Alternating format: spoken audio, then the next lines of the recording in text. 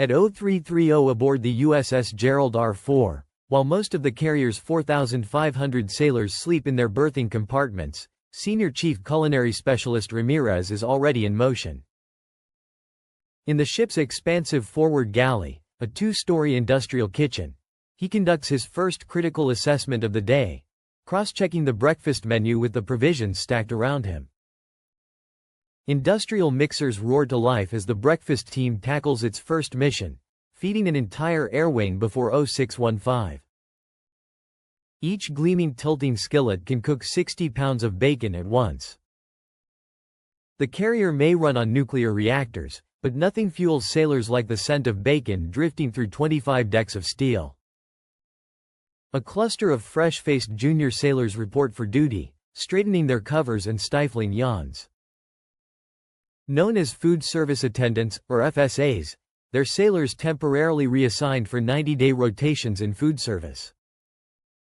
One petty officer, a third class from engineering, eyes the oversized spatula in his hands with the resigned look of someone who signed up to fix engines, not flip pancakes.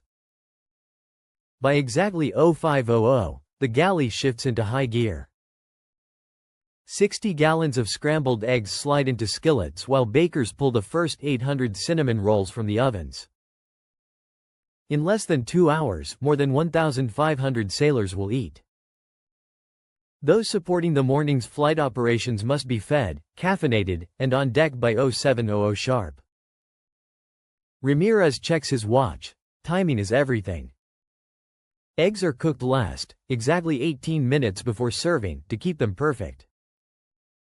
The galley temperature already pushes 95 degrees Fahrenheit, and the pressure is mounting. The Ford's food service network is a leap forward in naval culinary engineering.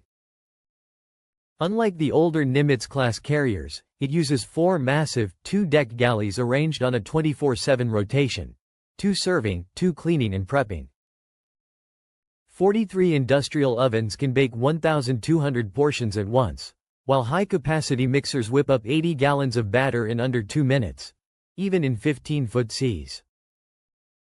Computer-controlled skillets keep taco meat or scrambled eggs at a steady temperature despite the ship's motion.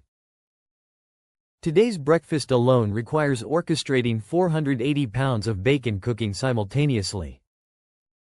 Each serving line is built to move 12 sailors per minute at peak rush, with hot holding stations keeping food fresh for up to 2 hours. The Ford feeds its crew 20% more efficiently than its predecessors.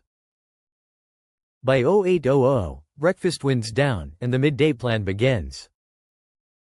One team scrubs the serving stations, another preps for lunch.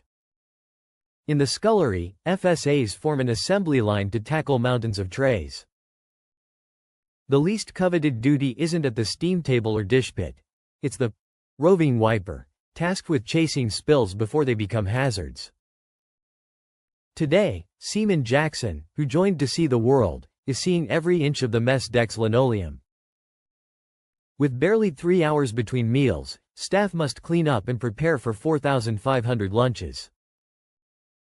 3 entree choices must be ready at all 8 lines, keeping wait times under 12 minutes so the ship's tightly choreographed watches and flight ops stay on schedule. At 1100, the first wave arrives. Hundreds of sailors flood the line, transforming it into a high-speed fueling station. FSs execute their roles with practiced precision, scoop, serve, move trays, while culinary specialists oversee the scene like air bosses directing launches. The Ford's serving systems are marvels. Steam tables hold a steady 140 degrees Fahrenheit despite the ship's pitch, while electromagnetic induction cuts energy use by 43%. 16 beverage stations can dispense 120 gallons per hour, using water purified from seawater at 400,000 gallons a day. Dishwashers scrub 8,000 trays an hour. Advanced traffic flow modeling enables feeding a sailor every 15 seconds, though not quite fast enough for hungry ordnancemen. High-capacity processors dice 480 pounds of vegetables an hour, and automated portioners keep servings uniform across all galleys. While the mess decks feed most of the crew, parallel services unfold elsewhere. The chief's mess and the office's wardroom follow centuries-old traditions. In the wardroom, white-jacketed specialists serve 200 officers at real tables, even though the food matches what the enlisted eat cafeteria style. The chief's mess, meanwhile, has its own customs, and even the wrong way to ask for salt earns a quick lesson in naval lore. When supplies run low, menu priorities are clear.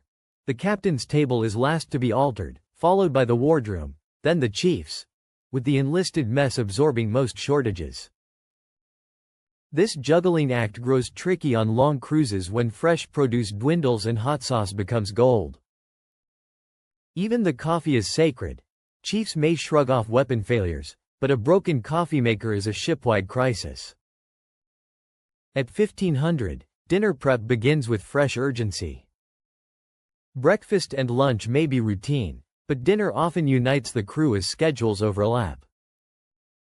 Taco Tuesday is the most loved and dreaded event in the rotation, celebrated for flavor, feared for what follows in the ship's heads. Today is different.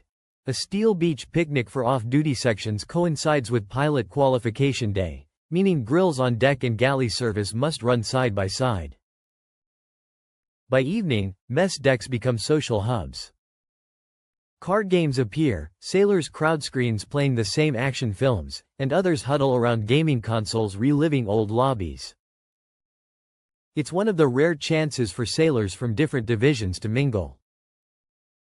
Behind the scenes, vast refrigerated stores make such meals possible. Cold lockers hold 70 days of frozen goods at -10 degrees Fahrenheit, with backups to safeguard food in an engineering casualty. Supplies are so robust they could produce 1.6 million pancakes, a solid start for breakfast, jokes the supply officer. Smart sensors track 1,200 food items across 14 storerooms, though they always underestimate cookie demand on movie nights. Special events call for mobile gear, 5 flight deck grills, each cranking out 200 burgers an hour, deploy in 45 minutes, though results may rival Dad's unpredictable barbecue. But dinner isn't the end. As night ops begin at 1800, 2 galleys close for cleaning while the aft galley shifts to Midrats, midnight rations. Here, sailors mix breakfast, lunch, and dessert on a single tray, washing it down with coffee strong enough to power a jet. 1/3 of the crew works nights, keeping food service running on a lean team. By 0330, as the last Midrats trays are cleared, the breakfast crew arrives, restarting the cycle. On the Ford, food never stops, it simply changes form with the ship's 24-hour rhythm. Beyond official meals, an informal economy thrives, the ship's store. After months at sea, even a candy bar feels priceless.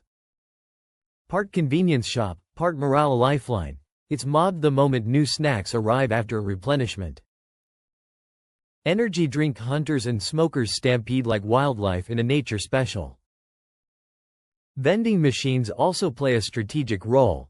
The one near Combat Direction Center is busier than some weapon stations.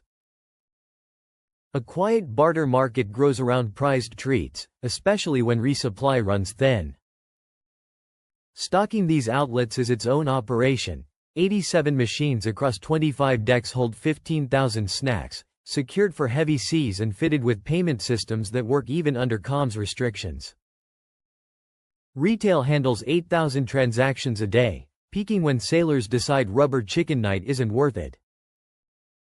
Food aboard the USS Gerald R4 is more than sustenance. It's a living rhythm, a feat of logistics, and a cornerstone of morale, running unbroken from one dawn to the next.